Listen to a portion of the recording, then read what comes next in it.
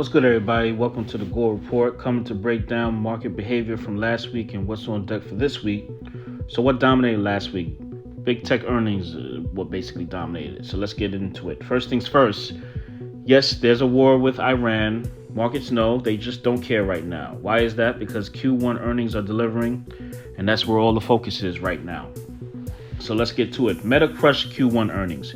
Revenue was up 33% year over year. This was the fastest growth rate for Meta since 2021. They beat on earnings. Ad prices were up 12%. Zuckerberg stated during the call, AI is making their ads more effective. This is the key. Zuckerberg raised CapEx outlook to $125 to $145 billion for the year. So this is a vote of confidence for AI. When companies are raising their CapEx budgets, they're deploying that money to AI. So when they're raising these CapEx budgets, they're saying AI is working for their company. Now, $145 billion in annual spend has to eventually show a return beyond advertising. But right now, the model is working, so they're going to keep spending. So Amazon also crushed. Their total revenue was up 17% year over year. Amazon Web Services grew 28%. That was the fastest growth for Amazon Web Services in 15 quarters, so about 4 years. The chip business is running at $20 billion revenue run rate and growing in triple digits. There's growth there. During the earnings call, the Amazon CEO, Andy Jassy, said Amazon is winning the AI race, and they got the numbers to back it up.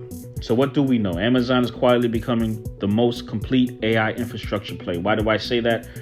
Amazon has Amazon Web Services. They have Trainium, which is their in-house chip story that they're building with Marvell. The margin expansion is compelling. Just like Meta, the forward setup, it just looks really strong. And these companies are benefiting from AI implementation. So through the hard way, Apple crushed as well. For Apple, revenue was up 17% year over year. Earnings per share, 22%. iPhone revenue jumped 22% for Apple. That's really, really strong. Apple services were up 16%. Tim Cook announced that he's stepping down September 1st, and nobody cared. The markets didn't care because the results were just that good. So think about it. For every Apple device sold is a recurring revenue stream.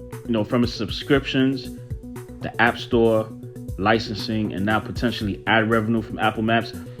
Apple has about, I think, 2.5 billion active devices. So the monetization potential is massive. Apple remains by far the most durable cash flow machine in the market. It's crazy.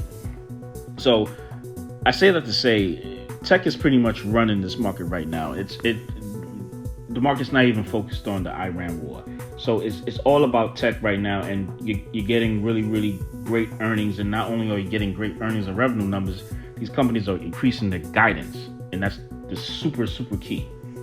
So earnings to watch for this coming week. AMD reports Tuesday after the close. The key read will be on the AI chip demand outside of NVIDIA, because they are NVIDIA's main GPU competitor. Palantir reports on Tuesday after the close. The key will be defense AI contracts front and center. That will be the main thing. And Walt Disney reports on Thursday before the opening.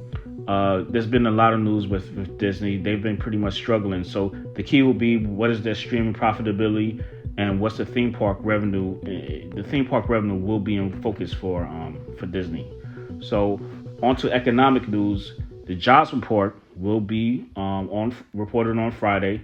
So if we get a soft jobs number, people will vouch for rate cuts. If we get a jobs number that is strong, really strong, well then the inflationary fears will come back, and so we'll see how that runs out. So that's your Gore report for Monday, May 4th. Right now, the Dow futures are down, S&P futures are down, and obviously tech futures are up. So stay locked in and have a good week.